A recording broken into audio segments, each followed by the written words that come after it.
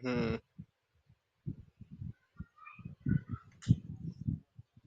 हाँ हाँ, नहीं अच्छा है ना। जितना इंडिया स्ट्रांग होगा उतना हम स्ट्रांग होंगे, करेक्ट। अभी तक हम वेंडर बने हैं का, मेरे भी एक ख्वाहिश है कि हम कभी कस्टमर बने। अगर आप कभी इंटरनेशनल कंपनी में जॉब किया होगा तो आपने देखा होगा, चाहे जैसे हो गया टीसीएस, एचसीएल, विप्रो, विप्रो में जैसे आप हो, तो ये कंपनीज क्या करती हैं, कस्टमर के लिए काम करती हैं। कस्टमर कौन होता है, यूएस यूके में बैठा हुआ है, और वो उसको नॉलेज कुछ नहीं है, ठीक है, बट तब भी आपको रोज धमकाता रहता है। किस लिए? क्योंकि वो कस्टमर है, करेक्ट।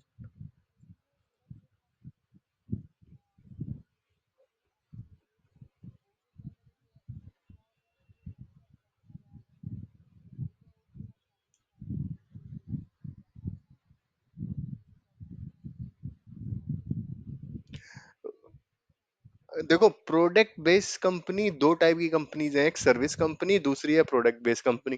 प्रोडक्ट बेस्ड कंपनी में जॉब बहुत कम है। आप ये मान के चलो, आपको जो आप जिस फील्ड में हो उसमें आप सर्विस में ही जाओगे, करेक्ट। तो आप सर्विस में ही जाओगे, चाहे वो प्रोडक्ट कंपनी हो, प्रोडक्ट कंपनी भी वहां पे सर्विस प्रोवाइड करा रही है। अब माइक्रोसॉफ्ट के कस्टमर केयर पे आप कॉल करोगे, तो आप माइक्रोसॉफ्ट की सर्विसेज को कॉल कर रहे हो, करेक्ट। तो सर्विसेज सर्विसेज में क्या होता है कि मैं यहाँ पे बोल रहा हूँ कस्टमर बनने की बात। जब हमारी इकोनॉमी बहुत अच्छी होगी तो क्या होगा, जैसे मान लो, एक एग्जांपल लेता हूँ मैं, आईटी हो गए, या फिर और भी ऑर्गेनाइजेशन है, दूरदर्शन है, और भी ऑर्गेनाइजेशंस हैं। इनमें जो आईटी वाले पर्सन्स होंगे, वो क्या करेंगे, जो आईटी का लोकल का काम है वो किसी दूसरी कंट्री को देंगे। वो कंट्री कोई भी हो सकती, वो कंट्री हो सकती यूके हो, इंडोनेशिया हो, जो भी हमसे करेंसी में वीक होगी, जिसका आईटी सर्विसेज चीप होंगी, ठीक है, उनको मिलेगा वो काम। अब वो जब करेंगे वो काम, तो हम होंगे कस्टमर। समझे मेरी बात? ठीक है, चलो हम स्टार्ट करते हैं, अपने टॉपिक पे आ जाते हैं, क्योंकि इस पे कोई डिस्कशन करने का कोई लॉजिक नहीं है। ठीक है। तो लास्ट वाले टाइम पे हम लोगों ने चेकलिस्ट पे काम किया था। चेकलिस्ट पे अब किसी को कोई क्वेश्चन है? मेरे को ढूंढनी पड़ेगी चेकलिस्ट। हेलो।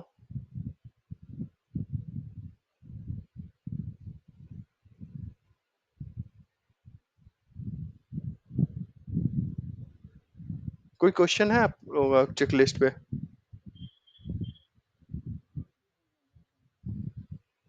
ओके।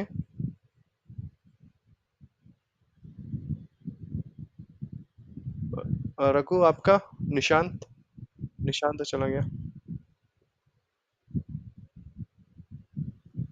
ये मैंने एक क्वेश्चंस शेयर किए हैं आप लोगों को व्हाट्सएप पे, जैसे बहुत सारे मैंने देखा है। तो इसमें आप देख सकते हो कि डे टू डे जॉब और काइंड ऑफ ये क्वेश्चन क्वेश्चन के आंसर प्रिपेयर, मतलब अगर थ्योरेटिकल क्वेश्चंस हैं तो उसके आंसर आप प्रिपेयर,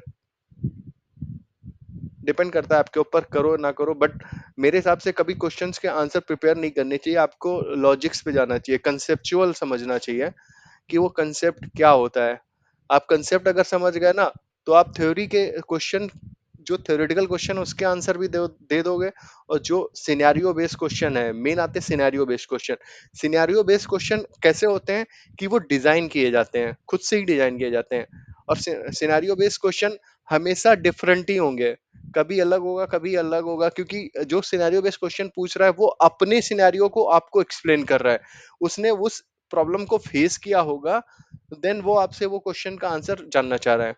ठीक है, तो थ्योरेटिकल बेस्ड क्वेश्चंस अगर आपको लग रहा है कि आपको भी उस लेवल की नॉलेज नहीं है और आप इंटरव्यू निकालना चाह रहे हो, तो सबसे अच्छा तरीका यही है, 10 इंटरव्यू दोगे, सारे क्वेश्चन लिख लो और सारे क्वेश्चंस की प्रिपरेशन कर लो। 11वां इंटरव्यू अपने आप निकल जाएगा, क्योंकि जो क्वेश्चंस होते हैं वो 15-20 क्वेश्चन से ज्यादा किसी भी इंटरव्यू में वही सेम ही क्वेश्चन रिपीट होंगे मोस्टली। हो सकता है 4 से 5 क्वेश्चन ऐसे हों जो चेंज हो जाए, जो सिनेरियो बेस हो, but most of time questions यही पूछे जाएंगे कि सिनेरियो बेस्ड क्वेश्चन अभी क्या है, देखो अभी इस समय जो पहले एक्टिव डायरेक्टरी था और अब के एक्टिव डायरेक्टरी में बहुत डिफरेंस हो गया। 4 साल पहले जो एक्टिव डायरेक्टरी था और एजोर था, अब वो रहा नहीं है। एक समय क्या हो गया है, अगर आप मैं अभी वही प्रिपेयर कर रहा हूँ, मैं आपको दिखाता हूँ कि जो अभी का एक्टिव डायरेक्टरी में चेंजेस क्या हुए हैं। कि अभी एक्टिव डायरेक्टरी जो अभी हमारी आइडेंटिटी है, वो सबसे इंपॉर्टेंट है पूरे एनवायरनमेंट में। अभी एक कंपनी के लिए आपकी आइडेंटिटी सबसे इंपॉर्टेंट है। उससे पहले क्या था, 4 साल पहले बिफोर कोविड क्या इंपॉर्टेंट था, आपकी फायरवॉल पेरीमीटर्स डिवाइसेस इंपॉर्टेंट थी। कि उस समय आइडेंटिटी इंपॉर्टेंट नहीं थी, उस समय पेरीमीटर इंपॉर्टेंट था। जब से ये हाइब्रिड कल्चर और हाइब्रिड हुआ है और आइडेंटिटी को हम हर जगह यूज करने लगे हैं, मतलब single sign on, multiple application पे लॉगिन, तो जब तब से क्या हुआ, आपकी आइडेंटिटी की बन गई है उस कंपनी के लिए। अगर आपकी आइडेंटिटी हैक हुई, इसका मतलब वो कंपनी हैक हो गई है। तो इसलिए सबसे ज्यादा किसी भी कंपनी के लिए इंपॉर्टेंट क्या है, आपकी आइडेंटिटी को सिक्योर करना। तब से क्या हुआ है कि सिक्योरिटी के कंसेप्ट सारे के सारे आइडेंटिटी पे लग गए हैं। ठीक है, आप देखो कोविड के बाद से कितनी हैकिंग बढ़ी है, बहुत ज्यादा हैकिंग बढ़ गई है। उसके बाद से मोस्टली ऑर्गेनाइजेशन को हैक किया जा रहा है। जीरो जीरो ट्रस्ट एक कंसेप्ट आ गया है। जीरो ट्रस्ट में भी आप लोगों ने सुना ना हो, मे बी आप लोगों में से किसने किसने सुना जीरो ट्रस्ट वर्ड? पता है क्या होता है जीरो ट्रस्ट?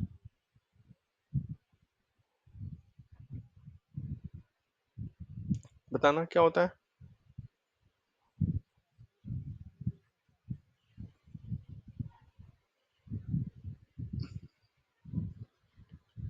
निशान तुम्हें, रखू, निशान।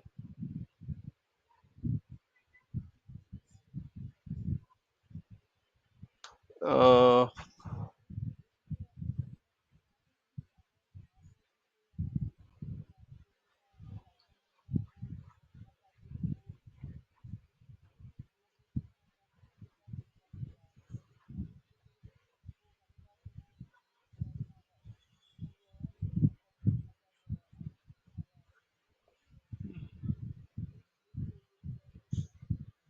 हम्म।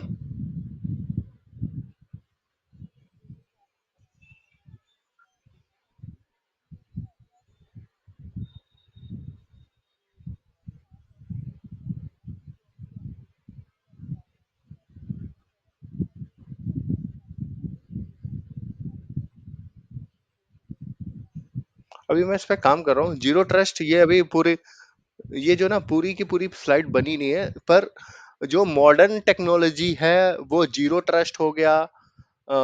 जैसे आपने लीस्ट प्रिविलेज बोला, लीस्ट प्रिविलेज अभी से यूज नहीं हो रहा है, लीस्ट प्रिविलेज कई सालों से यूज हो रहा है। लीस्ट प्रिविलेज का मतलब क्या हो गया, लीस्ट प्रिविलेज का जो मैंने भी अपने वीडियोस में भी बोला है बहुत बार, लीस्ट प्रिविलेज का मतलब क्या हो गया कि आपको कम से कम प्रिविलेज दी जाए। जस्ट सपोज मान लो आपको डोमेन ज्वाइनिंग कराना है, तो आपको डोमेन ज्वाइनिंग किससे कराना है?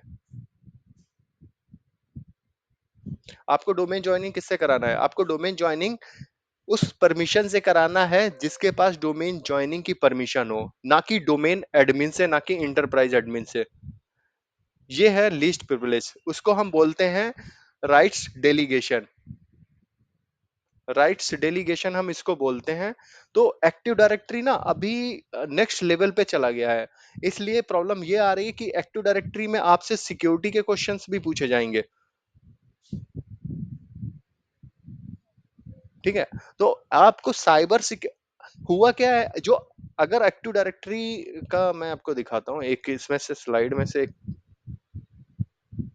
ये है जीरो ट्रस्ट। ठीक है, यहाँ पे जो ये इमेज दिख रही है, इसमें जीरो ट्रस्ट में 5 पिलर्स हैं। ठीक है, अगर 5 पिलर्स में जो पहला पिलर है वो है आइडेंटिटी। ठीक है, और आइडेंटिटी कहाँ पे होती है, कोई बता सकता है आइडेंटिटी का मतलब क्या है यहाँ पे?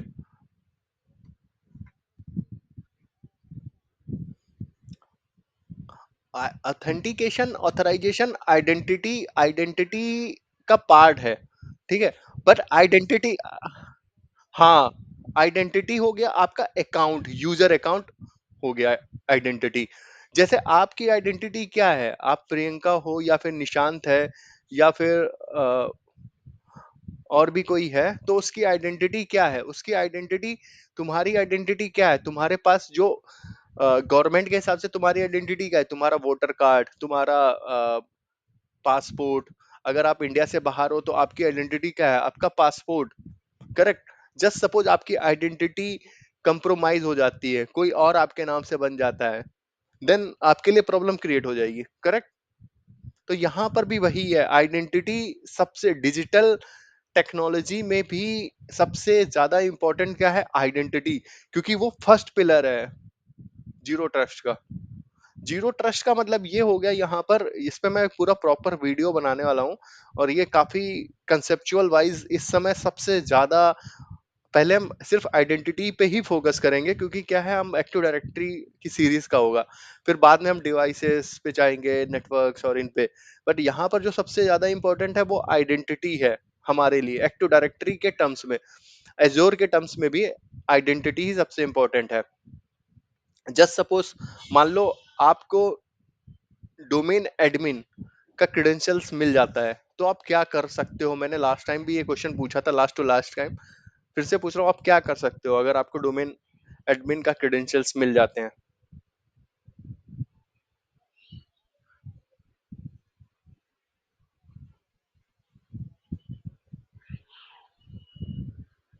और कोई बताना चाहेगा?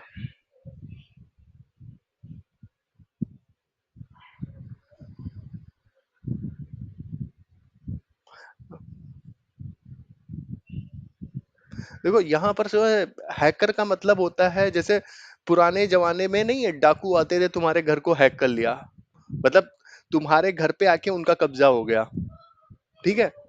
आजकल हैकर्स भी वही काम करते हैं, तुम्हारे तुम्हारे नेटवर्क में आके उनका कब्जा हो गया। कब्जा का मतलब समझ गया ना, उनके, उनका, अब उनका राज्य हो गया, अब वो जो बोलेंगे वही तुम करोगे। तो पुराने टाइम पे डाकू लोग क्या करते थे, भाई तुमसे सारा पैसा निकलवा लेते थे, जितना भी तुम्हारे पास सोना चांदी हुआ, पैसा हुआ, सारा ले लेते थे। तो हैकर्स भी यही क्या करते हैं कि तुम्हारा, और इस समय जो तुम्हारा डेटा सबसे ज्यादा इंपॉर्टेंट होता है यहाँ पर, क्योंकि आपके पास, अब जस्ट सपोज मान लो एक बैंक है, बैंक के ऊपर अगर कोई अटैक करेगा, तो उससे क्या बेनिफिट उसको मिलेगा, पैसा का पैसा मिलेगा, साथ में आपकी आइडेंटिटी लीक हो गई। लीक का मतलब यहाँ पर ये हो गया कि मान लो आपके अकाउंट में 10 करोड़ रुपए पड़े हुए हैं इन, ठीक है, तो वो एक इंफॉर्मेशन लीक हो गई, ठीक है, ये इंफॉर्मेशन भी लीक हो गई।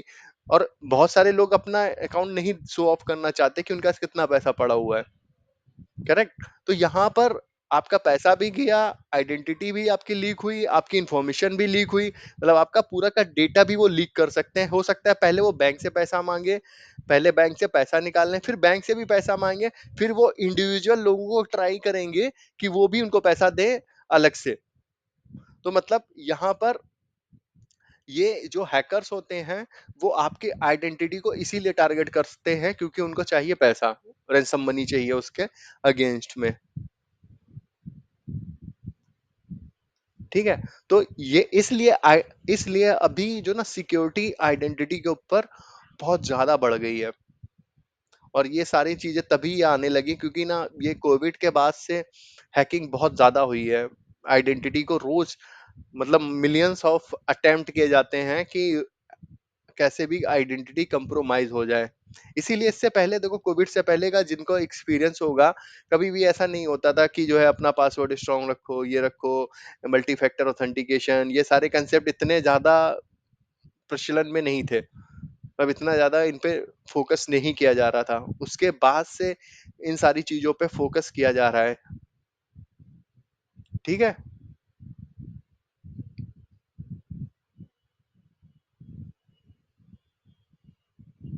हम्म।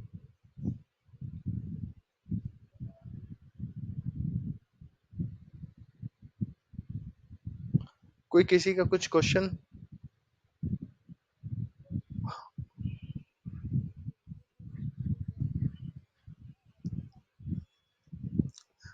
हाँ, हाँ। ये हम इसमें ना जीरो ट्रस्ट बहुत बड़ी चीज़ है। जीरो ट्रस्ट में हम इसमें देखो यहाँ पे जो पिलर्स हैं, आइडेंटिटी वाला हमारा स्कोप है अभी करंट में आइडेंटिटी के ऊपर आप कितनी भी कंडीशंस लगा सकते हो, जैसे मल्टी फैक्टर ऑथेंटिकेशन एक सिक्योरिटी देती है हमें। कंडीशनल एक्सेस पॉलिसी डिवाइस को एक सिक्योरिटी देती है। ठीक है? तो आप नेटवर्क्स के लिए भी आप कुछ ना कुछ लगा सकते हो। जैसे यहाँ पर नेटवर्क्स के लिए हम क्या कर सकते हैं, सेगमेंटेशन कर सकते हैं। माइक्रो सेगमेंटेशन कोविड में क्या हुआ था, आपको पता ही होगा। कोविड में क्या हुआ था, सेगमेंट बना दिए गए थे। अगर किसी घर में एक कोविड वाला बंदा पाया गया है, तो उस एरिया को एक अलग सेगमेंट बनाया जाता था, क्वारंटीन कर दिया जाता था। करेक्ट? क्वारंटीन वर्ड वहीं से आया था, हम सब ने क्वारंटीन वर्ड वहीं से सुना है। क्वारंटीन का मतलब हो गया कि भाई उसको अकेला कर दिया गया, अब उससे टच में कोई नहीं जाएगा, अड़ोसी पड़ोसी जो भी है। ठीक है? तो यहाँ पर भी जो नेटवर्क में आया है, उस ये वाली जो ये हुआ था, उसको उस स्ट्रेटेजी को किसी ने कॉपी पेस्ट किया और उससे बनाया माइक्रो सेगमेंटेशन। माइक्रो सेगमेंटेशन में क्या होते हैं, हम इंटरनल नेटवर्क को मल्टीपल छोटे छोटे नेटवर्क्स में डिवाइड कर देते हैं। और एक माइक्रो सेगमेंटेशन का इल्यूमिनो करके एक टूल भी आता है माइक्रो सेगमेंटेशन का। ऐसे और भी टूल आते हैं। ठीक है? अब हम उस टूल को डाल देते हैं कि हाँ, इस वाले सर्वर के ऊपर वो मॉनिटर करेगा। सर्वर के ऊपर ये टूल पड़ गया, कंप्यूटर पे ये टूल पड़ गया। वो क्या करेगा, जैसे ही देखेगा कोई थ्रेड है या कोई नेटवर्क में लेजिमेट या इनलीगल ट्रैफिक या फिर अनवांटेड ट्रैफिक मूव हो रहा है, तो उस हिसाब से वो आपको ट्रिगर कर देगा कि ये हो रहा है। और वो खुद ही ऑटोमेटिकली डिसीजन ले लेगा, उस नेटवर्क को या उस सर्वर को ब्लॉक कर देगा, ताकि वो आगे बढ़ ना सके ट्रैफिक।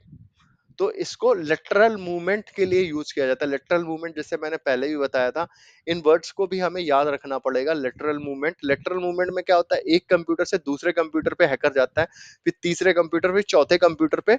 तो ऐसे क्या करता है, उसके उसके उसके जो उसका एक, मतलब अगर हिंदी में बोले तो उसका एक, समझ लो आप, राज्य हो जाता है, या फिर उसका होल्ड हो जाता है उन डिवाइसेस के ऊपर। अगर उन डिवाइसेस पे यूजर अपना लॉगिन करता है या प्रिविलेज अकाउंट यूज करता है, तो वो सारी की सारी इंफॉर्मेशन वो अपने पास ले लेता है। ठीक है? तो हम उसको लेटरल मूवमेंट बोलते हैं, एक कंप्यूटर से दूसरे कंप्यूटर पे जो मूवमेंट करता है ट्रैफिक, अनवांटेड ट्रैफिक या हैकर का ट्रैफिक, तो उसको हम बोलते हैं लेटरल मूवमेंट। यहाँ पर हम एप्लीकेशन और वर्कलोड्स को भी इस पिलर में इंक्लूड करते हैं। एप्लीकेशन वर्कलोड यहाँ पर हो गया हमारा, जैसे जी स्केलर का नाम सुना होगा आपने। ठीक है? जी स्केलर इस समय बहुत डिमांड पे है। जी स्केलर, पोलो अल्टो का प्रिज्मा।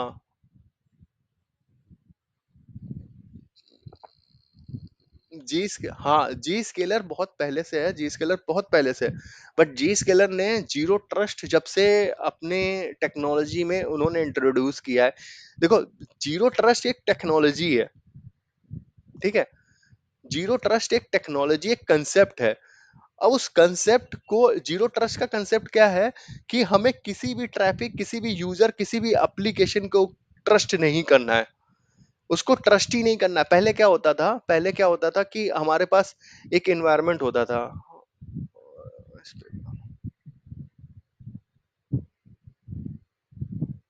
कि हमारे पास पहले एक एनवायरनमेंट होता था। ये मान लो हमारा डेटा सेंटर हो गया, या फिर ये हमारा प्राइवेट नेटवर्क हो गया। यहाँ पर एक फायरवॉल लगी होती थी और इसके अंदर लोग काम करते थे। इसके अंदर यूजर भी होता था और इसके अंदर सर्वर्स भी होते थे। ठीक है? तो जो भी होता था कोविड से पहले इसी के अंदर ही होता था। आपको ऑफिस जाना पड़ता था, ऑफिस जाके जो भी काम करना है ऑफिस जाके ही करना है। मोस्टली यही काम चल रहा था। अगर आपका वर्क फ्रॉम होम हुआ, तो वीपीएन होता था उस समय। वीपीएन क्या करता था, आपको यहाँ से यहाँ पूरा कनेक्ट कर देता था, तो आप पूरा एक्सेस कर सकते थे पूरे के पूरे एनवायरनमेंट। कोविड आने के बाद हाइब्रिड कल्चर आया। हाइब्रिड कल्चर में मोस्टली लोग घर से काम करने लगे। जब घर से काम करने लगे, तो ये आपकी पेरीमीटर जो फायरवॉल थी, पेरीमीटर फायरवॉल, इसका काम तो खत्म ही हो गया जब लोग घर से काम करने लगे। अब इंटरनल ट्रैफिक तो बचा नहीं है। इसका मतलब क्या होगा, अब आपको हर डिवाइस को ट्रस्ट करना पड़ेगा, क्योंकि हर डिवाइस को क्यों ट्रस्ट करना पड़ेगा? क्योंकि यहाँ पर जो घर से काम कर रहे हैं, उनकी डिवाइस उनके वाईफाई से कनेक्ट है, ठीक है? आपके घर पे जो वाईफाई लगा हुआ है, करेक्ट? समझ में आ रहा है आप लोगों को? मैं ये बता रहा हूँ क्यों आइडेंटिटी ब्रीच हुई है यहाँ पर। बहुत जरूरी है इस चीज को समझना। अगर आप समझ गए तो आपको लगेगा हाँ, जीरो ट्रस्ट होना चाहिए। अब आप यहाँ से काम कर रहे हो, घर से काम कर रहे हो, आपका वाईफाई है, ठीक है, और आपके वाईफाई को ब्रेक करना बहुत बड़ा काम नहीं है किसी के लिए भी, ठीक है? आपके घर पे एक कोई वर्कर आया, आपसे मांगा कि भाई भैया वाईफाई है, मैं बस खाली कुरियर डिलीवर करने के लिए ओटीपी चाहिए, या फिर फ्लिपकार्ट पे या अमेजोन पे लॉगिन करने के लिए। उस आपने तो उसको वाईफाई दे दिया, आपका काम हो गया। क्योंकि क्या है, जैसे ही वो आपके इस वाईफाई से उसने अपना फोन कनेक्ट किया, वो आपके यहाँ से, आपके फोन से आपके लैपटॉप में घुस सकता है बहुत इजीली। क्योंकि जो आपका आईपी मिला है, मान लो उसको आईपी मिला है 4, ठीक है, लोकल आईपी 4 मिला है, और आपके सिस्टम का आईपी 5 है, तो आप सोच लो बैक स्लैश करके मैं तो घुस गया यहाँ से यहाँ तक, ठीक है? सिक्योरिटी होगी। सिक्योरिटी क्या होगी? हो सकता है आपका सिस्टम, ठीक है, जनरली क्या होता है, सेम नेटवर्क में पासवर्ड नहीं मांगता अगर आप बैक स्लैश करके ड्राइव एक्सेस करते हो। अगर जस्ट सपोज मान लो ये आपका ऑफिस का लैपटॉप है, अगर हो सकता है सिक्योरिटी हो, सिक्योरिटी इन द सेंस वो आपसे पासवर्ड मांगे, बट आपने क्या है, आपका पासवर्ड तो नॉर्मल है, ठीक है, उसने यहाँ पर कुछ टूल्स डाल रखे हैं जिसके थ्रू वो इनको भी ब्रेक कर सकता है। तो कहने का मतलब है ये सिक्योर इन्वायरमेंट नहीं है उतना, ठीक है, इतना सिक्योर इन्वायरमेंट नहीं है। अब आपके सिस्टम पे पहुंचने के बाद उसके लिए तो इजी है ना, फिर आपके क्रेडेंशियल्स को एक्सेस करना, काम हो गया।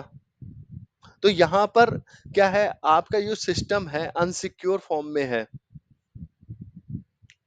ठीक है?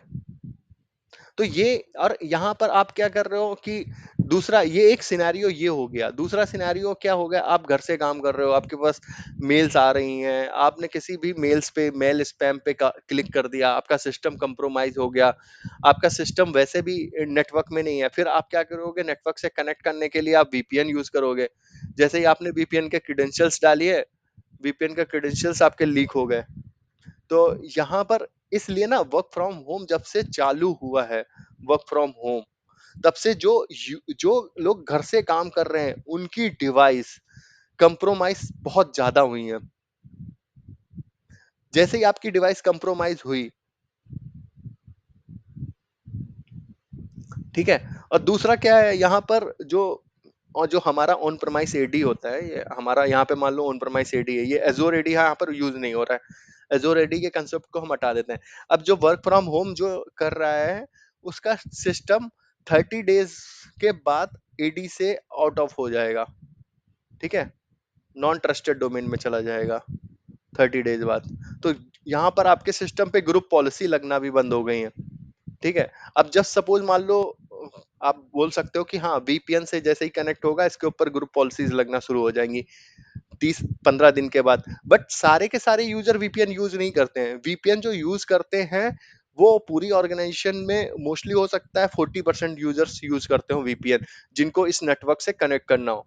मोस्टली जो सेल्स वाले पर्सन होते हैं, सेल्स हो गए, फाइनेंस हो गए, उनको क्या करना है, वीपीएन से कनेक्ट करना, क्योंकि उनका काम होता है मेल्स पे, ठीक है, मेल्स पे होता है, आउटलुक पे होता है, या फिर जो भी काम होगा उनका एक्सेल।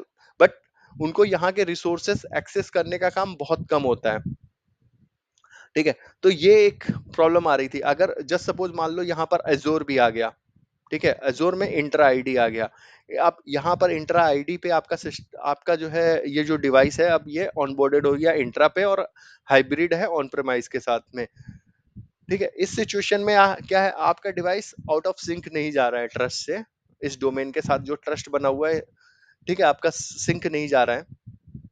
तो इस वाली कंडीशन में क्या होगा, आपके सिस्टम पे कंडीशनल एक्सेस पॉलिसी लगती रहेगी, कंडीशनल एक्सेस पॉलिसी लगती रहेगी, बट तब भी जो है सरफेस अटैक, इसको बोलते हैं हम सरफेस अटैक, वो तब भी बना हुआ। सरफेस अटैक किससे बना हुआ, वाईफाई से बना हुआ है, स्पैम से बना हुआ, मेल स्पैम से बना हुआ, ब्राउजिंग से बना हुआ है। तो यहाँ पर, और जब आप यहाँ पर ये एक्सेस कर रहे हो इंटरनेट या बहुत सारी चीजें, और यहाँ पर एक्सेस कर रहे हो ऑन प्रमाइस के अंदर, तो सेफ कौन है, आप बताओ? ये सेफ है, या फिर आप घर से एक्सेस कर रहे हो वो सेफ है?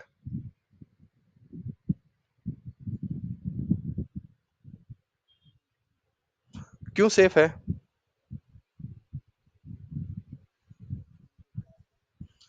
यहाँ पर जो ट्रैफिक है ना, ये फायरवॉल के थ्रू जाता है, हमेशा ट्रैफिक है ना, ये फायरवॉल के थ्रू जाएगा। ठीक है। अब यहाँ पर सेफ्टी कैसे हो गई? इस प्रेमाइस के अंदर आने के लिए आपके पास एक्सेस होनी चाहिए, सबसे बड़ी बात है फिजिकली एक्सेस होनी चाहिए। दूसरी सबसे बड़ी बात है कि जैसे ही आप यहाँ पे वाईफाई कनेक्ट करोगे, इसका वाईफाई, उस कंप्यूटर को एक्सेस होनी चाहिए वाईफाई एक्सेस करने के लिए, करेक्ट? या लैन, अगर आप लैन भी कनेक्ट करते हो तो आपको लैन की एक्सेस होनी चाहिए। लैन की एक्सेस होने के लिए, लैन का मतलब समझते हो आप? फिजिकल केबल लगाते हैं जो हम, उसकी लैन की बात कर रहा हूँ। तो लैन की एक्सेस होनी चाहिए। तो यहाँ पर बहुत सारी एक्सेस है जो, और फिर आपका जो फाइनली जो आपका ट्रैफिक है वो थ्रू फायरवॉल जा रहा है। ये फायरवॉल जो ना बहुत इंटेलिजेंट होती है, जो लेयर 7 पे काम करती है, जिसकी वजह से वो सारे के सारे ट्रैफिक को फिल्टर करके आगे भेजती है, और जो ट्रैफिक वापस भी आएगा वो थ्रू फायरवॉल अंदर आएगा। तो यहाँ पर ऐसा नहीं हो रहा है। यहाँ पर जो है, आप जो यूज कर रहे हो, अगर आप जो भी यूज कर रहे हो, अगर आप ऑन प्रेमाइस कनेक्ट करते हो तो वीपीएन के थ्रू हो सकता है। वीपीएन पहले क्या होती थी, फायरवॉल का ही एक पार्ट था। तो आपका जब वीपीएन यूज करते तो तब फायरवॉल आती थी, वरना फायरवॉल आती ही नहीं थी। आपका सिस्टम कंप्रोमाइज होने के बहुत चांसेस थे। इसलिए जैसे ही ये जो एक्टिविटीज बहुत ज्यादा बढ़ी, कंप्रोमाइजेशन, देन उसके बाद आया जीरो ट्रस्ट कंसेप्ट। ठीक है, समझ में आया? पहला पहला रीजन ये है जीरो ट्रस्ट। दूसरा रीजन ये है कि अब इंटरनल वाले में बात करते हैं कि जीरो ट्रस्ट क्यों आया यहाँ पर। अब इंटरनल में क्या होता था कि एक रिसोर्स अंदर आके वो कुछ भी एक्सेस कर लेता था, इसको भी, इस सर्वर को भी, उसको, इस सर्वर को भी वो हिट कर पाता था, भले उसको ऑथराइजेशन हो ना हो, बट वो फाइल सर्वर को ट्राई कर सकता था एक्सेस करने के लिए, या और भी चीजों को ट्राई कर सकता था, उसको एक्सेस हो या ना हो, बट समटाइम्स एक्सेस मिल ही जाती थी, क्योंकि यहाँ पर उतनी एक्सपर्टीज हम यूज नहीं करते थे। तो यहाँ पर जीरो ट्रस्ट, यहाँ पे भी कंसेप्ट आ जाता है जीरो ट्रस्ट का। मतलब इस वाले सिनेरियो में भी जीरो ट्रस्ट आया, इस वाले सिनेरियो में भी जीरो ट्रस्ट आया। यहाँ पर जीरो ट्रस्ट कैसे आ गया? माइक्रो सेगमेंटेशन के थ्रू, नेटवर्क के थ्रू आ गया। ठीक है, डिवाइस डिवाइस पे भी हमने जीरो सेगमेंटेशन लगा दिया, जैसे हमारा डिफेंडर हो गया। डिफेंडर भी जो है जीरो ट्रस्ट पे ही काम करता है। जीरो ट्रस्ट का मतलब ये हो गया, किसी भी चीज पे, किसी भी ट्रैफिक पे, किसी भी यूजर पे हमें ट्रस्ट नहीं करना है। ऐसा नहीं करना है कि एक बंदे को किसी होटल के अंदर, जैसे मान लो आपको आपने एक रूम बुक किया एक होटल के अंदर, ये होटल है, आपने एक रूम बुक किया होटल के अंदर। ठीक है, आपका रूम नंबर 101 है। ठीक है, तो आपने बुक किया, इसका मतलब ये है सिर्फ आप 101 में ही जाओगे। इसका ये नहीं है कि आप 102 में, 103 में, किसी भी रूम में चले जाओ, ये नहीं होगा। यहाँ पे इसी कंसेप्ट को यूज किया गया है कि यहाँ पर क्या किया गया है कि आप 101 में जाओ। इसके लिए क्या है, यहाँ पर कैमरे लगाए गए कि वो आपको एंड टू एंड मॉनिटर करेंगे कि हाँ आप यहाँ से आए हो, आपको कार्ड लिया, आप सीधे सीधे कहाँ कहाँ गए हो। तो ये एक पूरा वे बनाया गया जीरो ट्रस्ट के लिए। तो ये सारे के सारे उसी वे में काम करते हैं। पहली चीज क्या है, जो आइडेंटिटी है। ठीक है,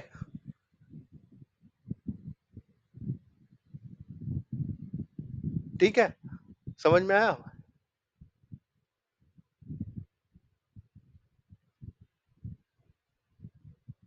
ठीक है, तो हम जीरो जीरो ट्रस्ट से आगे बढ़ते हैं। ये जीरो ट्रस्ट पे मैं एक प्रॉपर वीडियो बनाऊंगा। ठीक है।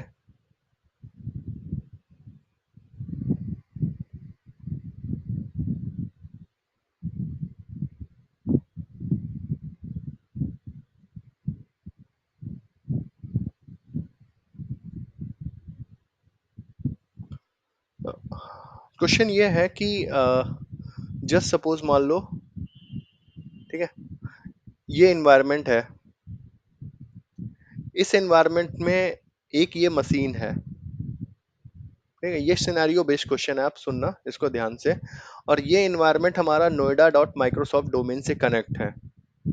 ठीक है, यहाँ पर जो डोमेन है इससे ये कनेक्ट है। इसका कनेक्ट का मतलब ये हो गया यहाँ पर कि ये जो कंप्यूटर हैं, जितने भी यहाँ पर रिसोर्स वाले कंप्यूटर्स हैं, कंप्यूटर्स को हम रिसोर्स बोलते हैं। तो ये कंप्यूटर जो भी हैं, रिसोर्सेस हैं, वो इस वाली डोमेन में ऑनबोर्डेड है। ठीक है, इस वाली डोमेन में ऑनबोर्डेड है। अब जस्ट सपोज ये मेरे साथ में ये हुआ था, और मैं उसी उसी सिनेरियो को एक्सप्लेन करना चाह रहा हूँ। और उस सिनेरियो को आई थिंक बहुत सारे जो मैंने ज्वाइन ही किया था, तो मेरे ज्वाइन करते समय उन्होंने बोरे को ये एक्सप्लेन किया और ये बोला था ये 1 मंथ से हम इशू फेस कर रहे हैं।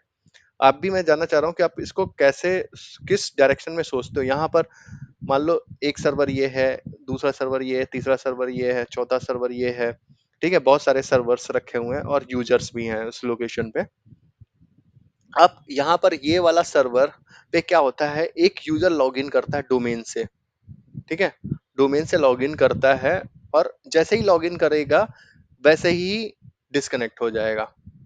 ठीक है, दूसरा यूजर लॉगिन करता है, वो भी सेम, कोई भी यूजर लॉगिन करता है इस सर्वर के ऊपर डोमेन से, तो वो डिस्कनेक्ट हो जाता है तुरंत के तुरंत। और अगर वो दूसरे सर्वर्स पे लॉगिन करता है, मान लो इस वाले पे, तो वो प्रॉपरली काम कर लेता है। ठीक है, पहला यूजर करता है लॉगिन कर लेता है, दूसरा यूजर लॉगिन करता है तब भी कर लेता है। तो ये, हम इसमें क्या इश्यूज हो सकते हैं और कैसे ट्रबल शूटिंग कर सकते हैं इस सिनेरियो को। अगर सिनेरियो नहीं समझ में आया तो मेरे को बताना।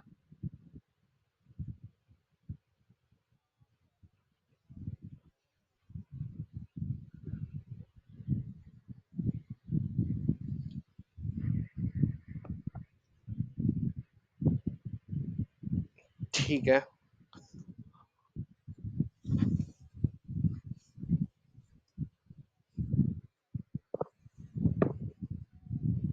मैं फिर से मैं मैं फिर से ये रिपीट कर दे रहा हूँ। ये एक साइट है, यहाँ पर ये सारे के सारे रिसोर्सेस एक साइड पे रखे हुए हैं।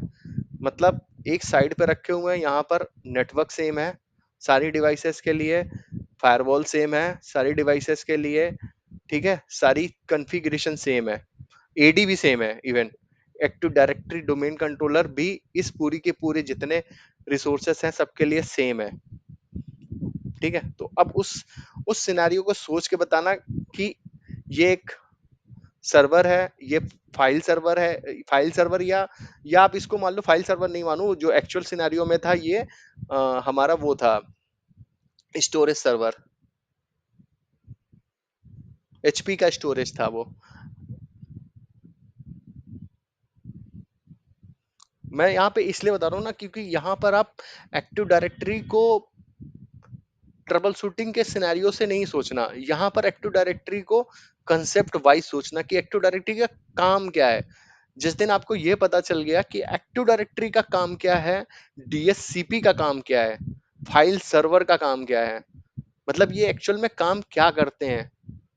अगर वो ये काम नहीं कर रहे हैं तो आउटेज है, अगर वो काम कर ही रहे हैं तो काहे का आउटेज। मेरी बात समझे।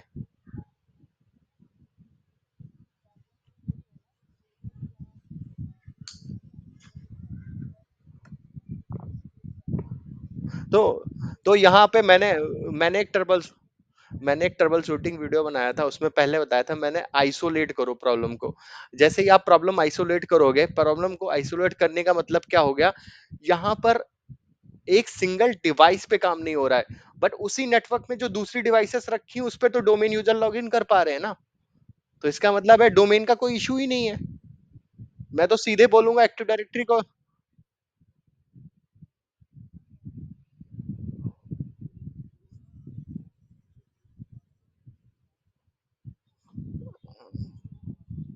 हाँ, बस अब जो भी, मतलब पर्टिकुलर उस सर्वर में इशू होगा ना। पर्टिकुलर देखो, हाँ, ये हो सकता है इस सर्वर का, देखो इस सर्वर से जो आगे रिक्वेस्ट जा रही है उसमें क्या आएगा, उसका एनआईसी कार्ड। ठीक है, अगर यहाँ पर हमें स्टोरेज की बात करें तो स्टोरेज में एनआईसी कार्ड नहीं होता है, उसको एचबीए कार्ड बोलते हैं हम। ठीक है, एचबीए कार्ड जो मेरे वाले केस में हो रहा था, इसको ट्रबल शूट करने में 1 महीना लगाया था उन्होंने।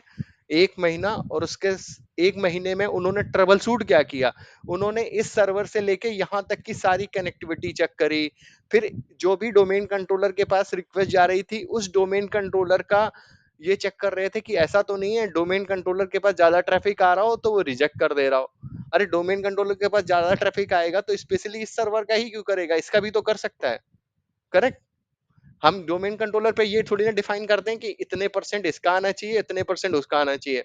मतलब लॉजिक वाइज समझो, डोमेन कंट्रोलर क्या कर रहा है, ब्रॉडकास्ट करता है, एडवर्टीजमेंट करता है। डोमेन कंट्रोलर हमारा यहाँ पर क्या करता है, एडवर्टीजमेंट। ये बहुत इंपॉर्टेंट है, एडवर्टीजमेंट क्या, किस चीज का एडवर्टीजमेंट करता है, कोई बता सकता है?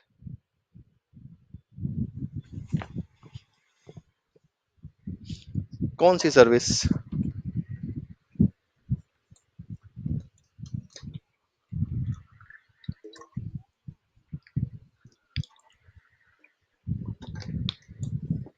और तुमने वो पढ़ा है,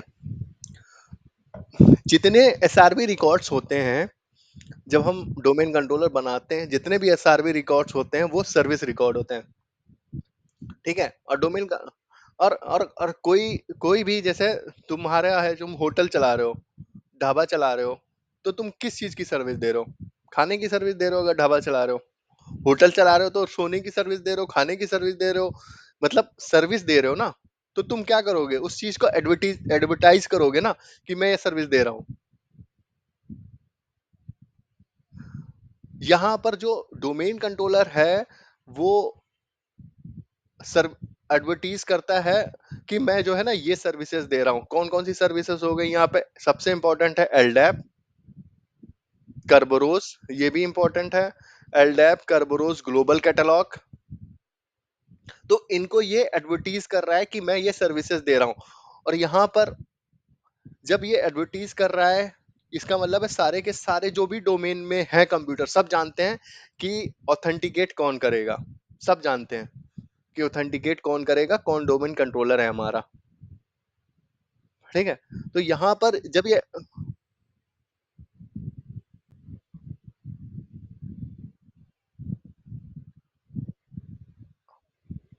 देखो मैं यहाँ पे ऑथेंटिकेशन की बात ही नहीं कर रहा हूँ, ऑथेंटिकेशन प्रोटोकॉल की बात ही नहीं कर रहा हूँ। आप लोग इसको ना हर अलग अलग सिनेरियो से मत ले जाओ, मल्टीपल चीजें मत समझो। ये समझो कि मैं अगर होटल चला रहा हूँ, तो मैं होटल में सर्विसेज दे रहा हूँ, ये सर्विस, ये सर्विस, ये सर्विस। तो वहां पे ऑथेंटिकेशन थोड़ी ना कर रहा हूँ कि तुम जो है यही हो। करेक्ट, मैं तो सिर्फ सर्विस दे रहा हूँ। यहाँ पर एक्टिव डायरेक्टरी पहले सर्विस ऑफर कर रहा है, फिर वो सर्विस का फीचर है ऑथेंटिकेशन। मेरी बात समझे, मैं यहाँ पर ये बताना चाह रहा हूँ कि वो एडवर्टीजमेंट कर रहा है कि ये सर्विसेज मेरे पास हैं। जैसे डीएससीपी एडवर्टीजमेंट करता है कि मैं तुम्हें आईपी दे सकता हूँ, बट आईपी दे सकता हूँ का मतलब ये नहीं कि आईपी दे दिया। वो आईपी तब देगा जब वो वेरीफाई करेगा कि हाँ, जो जो मेरे अंदर रूल्स बने हुए हैं उनको तुम क्वालिफाई करते हो। ठीक है। तो यहाँ पर एडवर्टीजमेंट का मतलब ये हो गया कि ये डोमेन कंट्रोलर ये सर्विसेज एडवर्टीजमेंट कर रहा है, बट वो देगा तब तुम्हें जब तुम प्रॉपर ऑथेंटिकेशन प्रोटोकॉल को फॉलो करके आओगे। बट यहाँ पर ऑथेंटिकेशन की सर्विसेज भी ये कर रहा है साथ में, जैसे ग्लोबल कैटलॉग ऑथेंटिकेशन की सर्विस नहीं है। ठीक है। एलडेप भी हमारा प्राइमरी ऑथेंटिकेशन प्रोटोकॉल नहीं है। पहला प्राइमरी अगर विंडोज है तो प्राइमरी ऑथेंटिकेशन, क्लाइंट अगर विंडोज है तो प्राइमरी ऑथेंटिकेशन प्रोटोकॉल कौन सा होगा, कोई बता सकता है?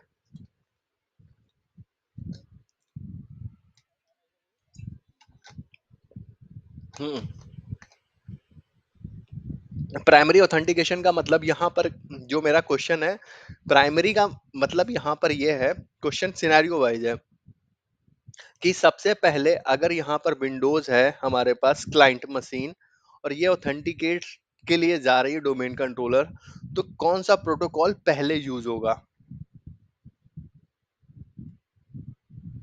विंडोज मशीन, विंडोज एडी, तो सबसे पहला हमारा कर्बरोज जाएगा। सबसे पहले कर्बरोज, अगर हमारा कर्बरोज फेल होता है, ठीक है, अगर हमारा कर्बरोज, तब एंटी एलएम पे जाता है, तब एंटी एलएम पे जाएगा, बट एंटी एलएम माइक्रोसॉफ्ट ने अब खत्म कर दिया है। मतलब 2025 में ही खत्म कर दिया था एनटीएलएम को। ठीक है। एलडेप क्या होता है? एलडेप हमारा ऑथेंटिकेशन प्रोटोकॉल, काइंड ऑफ वो ऑथेंटिकेशन प्रोटोकॉल नहीं है, वो डायरेक्टरी को एक्सेस करने का प्रोटोकॉल है। ठीक है, वो ग्लोबल प्रोटोकॉल है। आप उसको विंडोज में ऑथेंटिकेट नहीं कर सकते हो, लिनक्स मशीन उसको यूज करती है। विंडोज में भी कहीं कहीं पे वो यूज होता है, बट वो ब्राउजिंग के काम आता है। मतलब यहाँ पर जो एडीज में यूजर्स बने हुए हैं, ठीक है, यूजर्स क्या हुआ, एक ओयू में बने हुए हैं, एक ओयू में उसके ऑब्जेक्ट बने हुए हैं, तो वो एलडेप के थ्रू वो देख सकता है, हाँ ये यहाँ पे बना हुआ है, ये जो ये लोकेशन दे रहा है वो एग्जैक्टली वो लोकेशन है, वो सही है। ठीक है, देन आप वो आगे मूव कर देता है। बट वो काइंड ऑफ पूरा डिजाइन नहीं है, एक ऑथेंटिकेशन काइंड ऑफ वैसा काम नहीं करता है। सिर्फ वो डायरेक्टरी ब्राउज करता है, उसके बिहाफ पे आपको एक्सेस दिला देता है।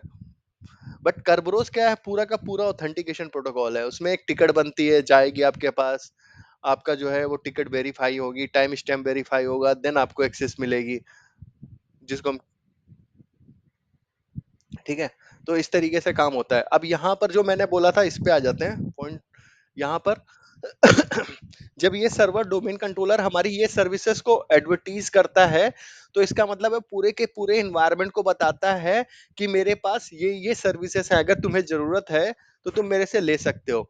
तो यहाँ पर मेरा कहने का मतलब ये है कि हर कंप्यूटर यहाँ पर जो, हर इस साइड में जो भी कंप्यूटर होगा नोएडा साइड में, वो जानता है कि इसका डोमेन कंट्रोलर कौन है। ठीक है, तो मैंने उनको, जो भी मेरा मैनेजर था या फिर डायरेक्टर था इस वाले सिनेरियो में इन्वॉल्व, तो मैंने उसको वही बोला कि यहाँ पर अगर दूसरा कंप्यूटर भी अगर इशू फेस करता तो ये ईडी का इशू होता। ये इशू है किसका? आपके इस बॉक्स का। ये बॉक्स आपका किसका है? उनका बॉक्स था एचपी का, जिस जो स्टोरेज बॉक्स था, मैंने उनको बोला इसके एचबीए कार्ड में इशू है। जिस जो एचबीए कार्ड होता है वो एनआईसी कार्ड होता है। एनआईसी कार्ड आपको पता होगा, करेक्ट? ठीक है, तो उसके बाद ये इशू फिक्स हुआ। बट वो क्या है, इशू को सस्पेक्ट कर रहे थे, जो आप लोग पहले शुरुआत में बोला, वो सस्पेक्ट कर रहे थे कि इशू जो है डोमेन कंट्रोलर के एंड पे है, जबकि इशू डोमेन कंट्रोलर के एंड पे नहीं है। क्यों नहीं है, अब आपको समझ में आया या नहीं आया क्यों नहीं है?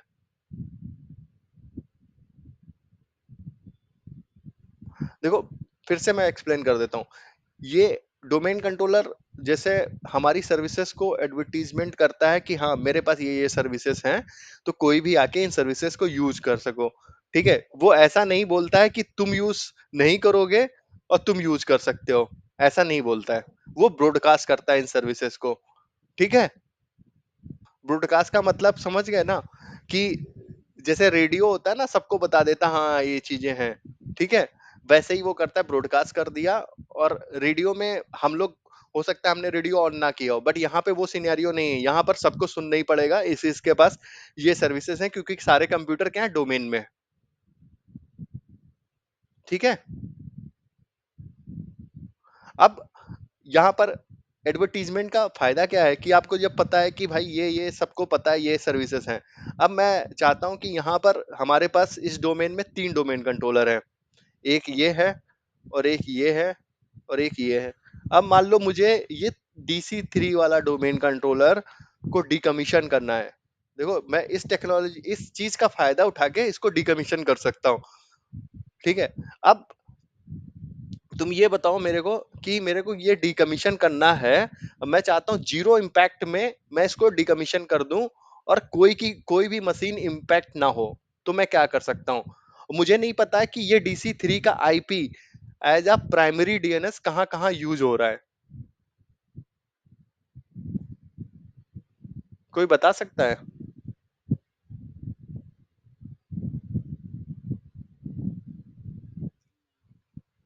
देखो, आप क्या करेंगे, आपको नहीं पता ये कहाँ यूज हो रहा है, आपको हो सकता है डीएससीपी के थ्रू पता चल जाए, क्योंकि डीएससीपी में आप लोगों में से कुछ लोगों ने काम किया होगा। ठीक है, तो मैं सब सपोज करके चल रहा हूँ डीएससीपी आपको आता है। तो डीएससीपी में जब हम स्कोप बनाते हैं, तो वहां पर हम डीएनएस भी डालते हैं। ठीक है, करेक्ट।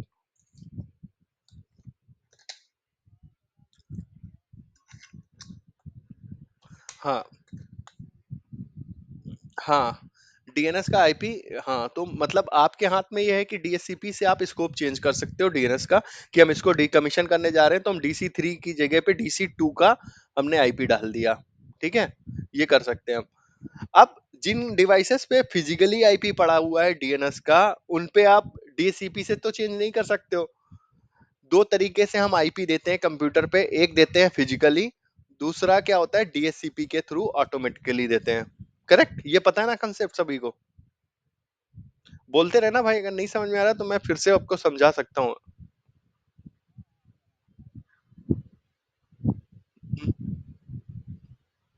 आ रहा ना? हेलो?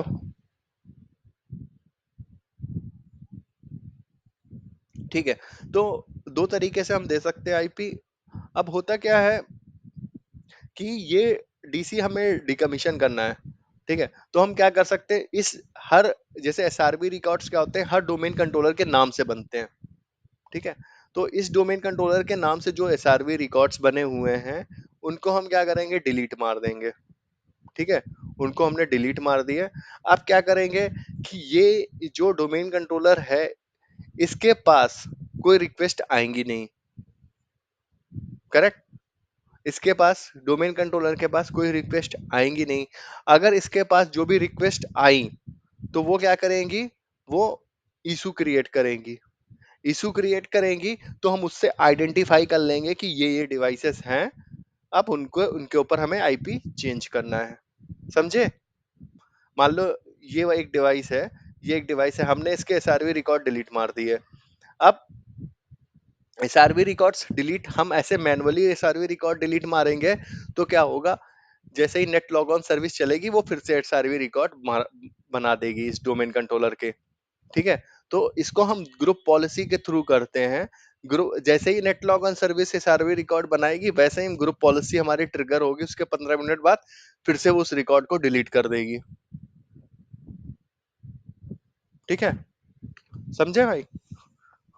ये ये आपको पता होगा या नहीं पता होगा कि जो हमारी नेट लॉग ऑन सर्विस होती है कंप्यूटर के अंदर, कोई भी कंप्यूटर होगा, चाहे वो आपका डोमेन कंट्रोलर हो या normal computer, net log on service होती है आपकी, नेट लॉग ऑन सर्विस। ठीक है, नॉर्मल कंप्यूटर की नेट लॉग ऑन सर्विस क्या करती है, जैसे ही वो रन होगी तो वो देखेगी आपका कंप्यूटर रजिस्टर्ड है या नहीं है। कहाँ पे रजिस्टर्ड नहीं है, डीएनएस पे, तो वो जाके आपके कंप्यूटर को रजिस्टर्ड कर देगी डीएनएस पे, जो भी उस कंप्यूटर का डीएनएस एड्रेस वहां पे पड़ा होगा। और डोमेन कंट्रोलर का जो नेट लॉगन सर्विस होती है, वो इससे एक एक स्टेप ज्यादा आगे होती है। जब आप डोमेन कंट्रोलर को प्रमोट करते हो, तो एक नेट लॉग ऑन फाइल बन जाती है आपके आपके उस डोमेन कंट्रोलर के अंदर। इस डोमेन कंट्रोलर के अंदर सी ड्राइव में जाके एक नेट लॉग ऑन फाइल बन जाती है, सी ड्राइव विंडोज सिस्टम 32 के अंदर नेट लॉग ऑन फाइल बन जाती है। उस नेट लॉग ऑन फाइल के अंदर सारे के सारे एसआरवी रिकॉर्ड्स मेंशन होते हैं और होस्ट रिकॉर्ड मेंशन होते हैं, बट किसके होस्ट रिकॉर्ड, इस पर्टिकुलर डोमेन कंट्रोलर के। ठीक है, यहाँ पर जो पर्टिकुलर डोमेन कंट्रोलर है उसी के होंगे। मान लो DC 3 आपने बनाया था, तो DC 3 के सारे रिकॉर्ड्स किसमें होंगे, इस फाइल के अंदर। जैसे ही ये नेट लॉग ऑन सर्विस, यहाँ पे जो नेट लॉग ऑन सर्विस है वो चली। ठीक है, ये नेट लॉग ऑन सर्विस आपकी कब चलेगी, जब ये आपका सिस्टम पे कोई ना कोई एक्टिविटी होगी। एक्टिविटी का मतलब यहाँ पे होगा या तो रिस्टार्ट हुआ, शट डाउन हुआ, तो नेट लॉग ऑन सर्विस चल गई। ठीक है, या फिर दूसरी कंडीशन ये है कि आपने मैनुअली इस सर्विस को चलाया। ठीक है, तो नेट लॉग ऑन सर्विस क्या करती है, वो इस फाइल को उठाएगी और चेक करेगी आपके डीएनएस में कि इसके कौन कौन से रिकॉर्ड मिसिंग है। अगर कोई रिकॉर्ड मिसिंग होगा तो उठा के वो यहाँ पे बना देगी। ठीक है, तो ये काम करती है net log on service domain controller के अंदर। ठीक है, तो ये डोमेन कंट्रोलर के अंदर काम करती है। अगर आपके कभी भी कोई रिकॉर्ड मिसिंग हो, यहाँ पर एसआरवी रिकॉर्ड्स, तो आप क्या करो, नेट लॉग ऑन फाइल को खोलो और कंपेयर कर लो। मैनुअली आप रिकॉर्ड बना सकते हो। अगर आपको मैनुअली नहीं बनाना है तो नेट लॉग ऑन सर्विस चलाओगे तो रिकॉर्ड ऑटोमेटिकली बन जाएगा। बट कभी चलाने के बाद हो सकता है वो 5-10 मिनट ले बनाने के लिए।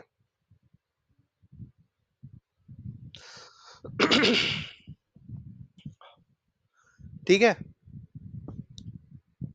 तो अब हमने एसआरवी रिकॉर्ड्स क्या किए। हेलो।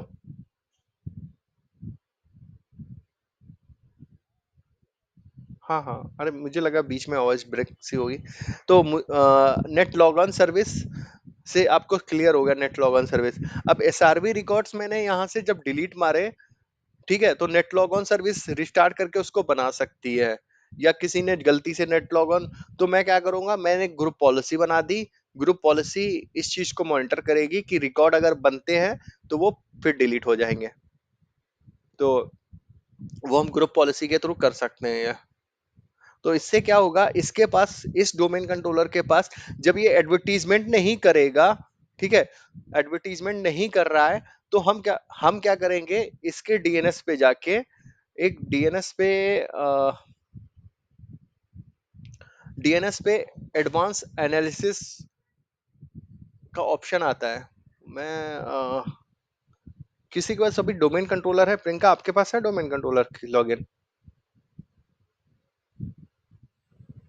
आप लॉगिन करना, आप लॉगिन करना, मैं आपको बता देता हूँ कैसे वहां पे हम डीएनएस पे लॉक्स इनेबल करते हैं। डीएनएस पे हम लॉक्स इनेबल करते हैं, वो बाय डिफॉल्ट नहीं होते क्योंकि वो बहुत ज्यादा साइज लेते हैं।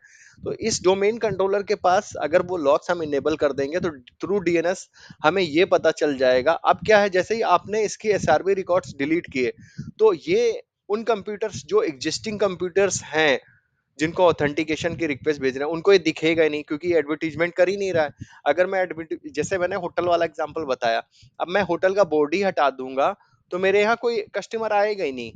करेक्ट। होटल का बोर्ड ही नहीं लगा हुआ मेरे यहाँ, तो उनको कैसे पता चलेगा ये होटल है या नहीं है। बट हाँ, जिनके पास ये मैनुअली आईपी DC3 का असाइन है, वो तो भेज सकते हैं ना, उनको तो यही पता है कि ये डोमेन कंट्रोलर है, मैनुअली साइन है आईपी डीएनएस का। तो वो भेजेंगे रिक्वेस्ट। अब वो जब भेजेंगे रिक्वेस्ट, तो मैं डीएनएस के लॉक्स एडवांस में जाके इनेबल कर दूंगा। तो वो मेरे को पता चल जाएगा कि ये कंप्यूटर मेरे को रिक्वेस्ट भेज रहा है, और मैं उस कंप्यूटर पे जाके जो मैनुअल आईपी पड़ा है उसको हटा दूंगा।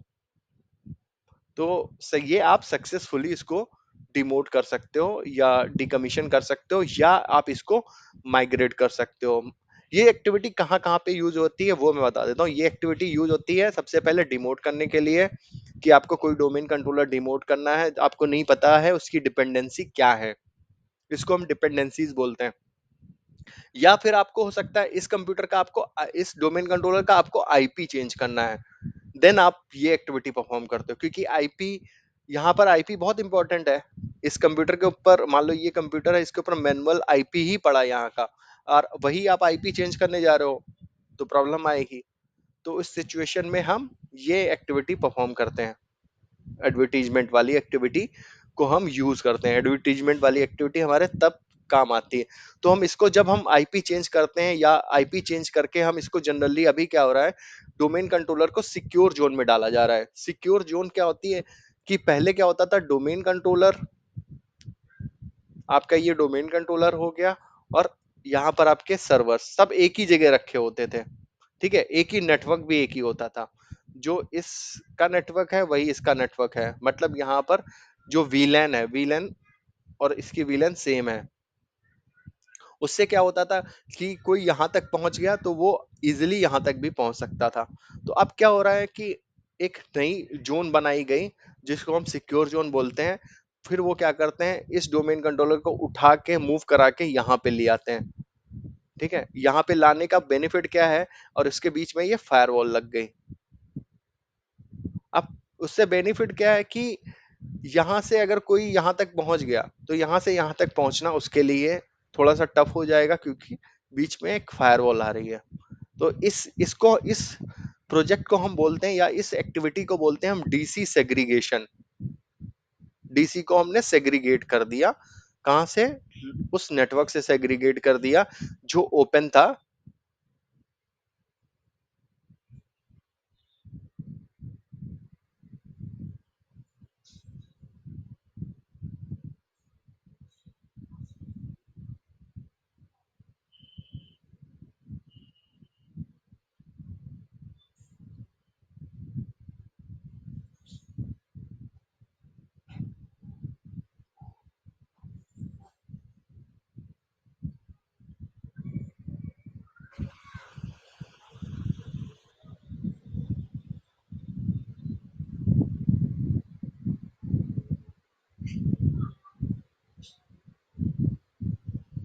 हेलो निशांत।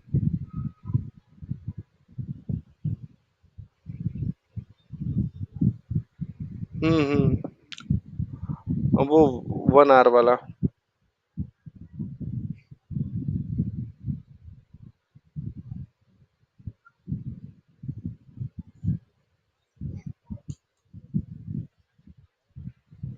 हम्म।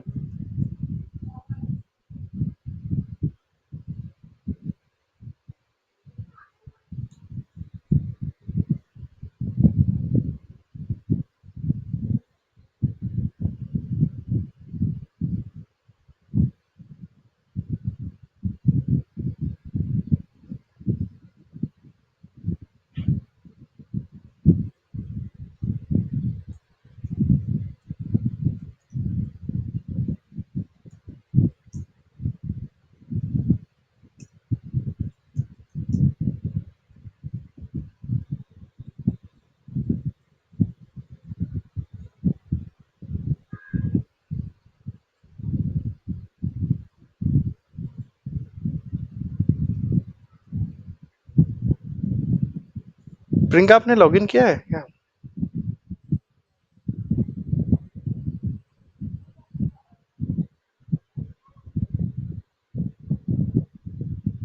ठीक है, अब डीएनएस पे जाना। तो एसआरवी रिकॉर्ड्स तो आप सबने देखे ही हैं, करेक्ट? डीएनएस कंसोल ओपन करना।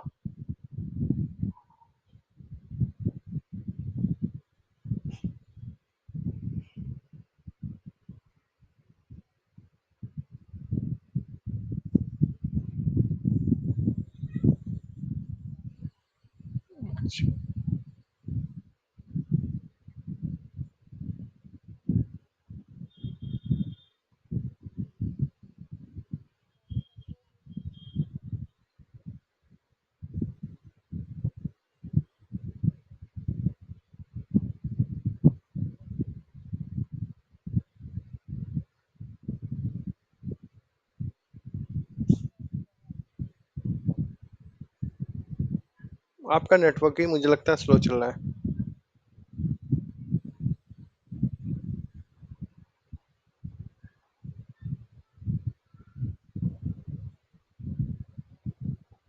ठीक है, आप डीएनएस पे क्लिक करना।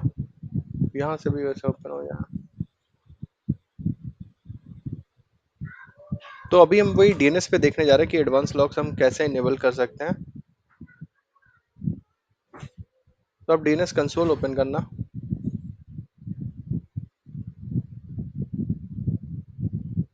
तो यहाँ पर ये आपको सबसे पहले ये चीज क्लियर होनी चाहिए कि जो एडवर्टीजमेंट है उसका मतलब क्या हुआ और कैसे एडवर्टीजमेंट यूज किया जाता है।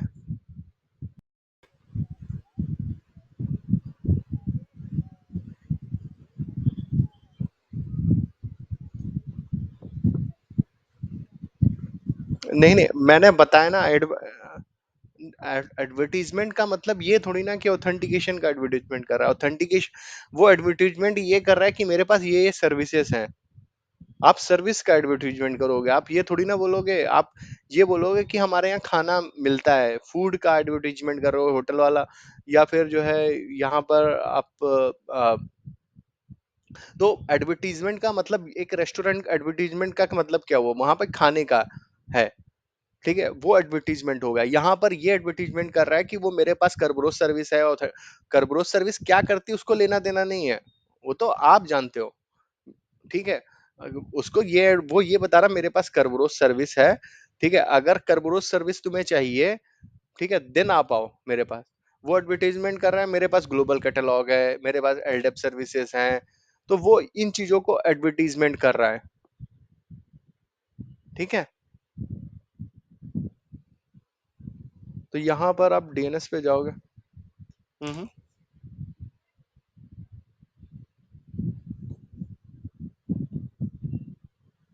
हेलो। यस।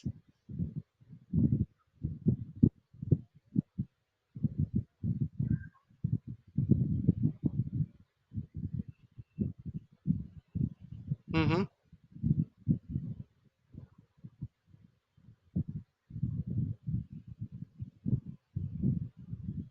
हम्म। हम्म।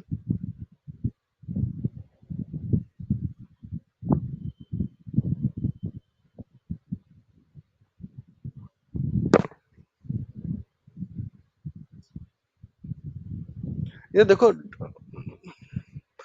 डोमेन कंट्रोलर, जैसे आपने क्वेश्चन पूछा कि डोमेन कंट्रोलर किस चीज के लिए रिस्पॉन्सिबल है, तो मुझे लगता है निशांत आप आंसर दोगे इस क्वेश्चन का?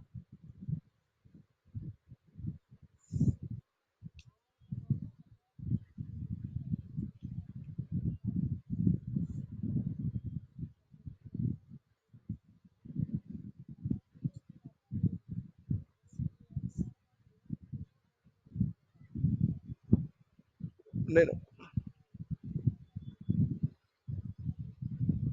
हम्म।